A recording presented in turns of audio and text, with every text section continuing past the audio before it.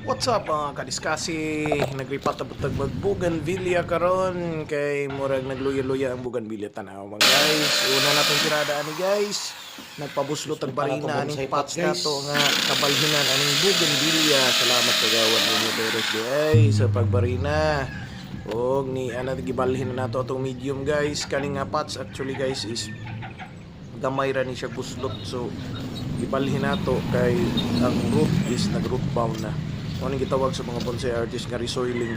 Dapat yun nato i-resoil atong bonsai from time to time para ang root health niya guys is makasustain yun over the years. Kay pang long term gud niya itong bonsai tanaw guys, ang root niya grabe nakapagkakay. Ug sarihan guys ni anata giripat na nato kay panguha nato ng mga sagbot guys. By the way, kanang sagbot di dapat gitwaon niya na kay mo siya mag-produce og mga fungi o makakuha po sa nutrients sa atong bonsai. So gibutan na nato sa atong medium. Pumice actually ang akong gigamit soil ani guys, pumice.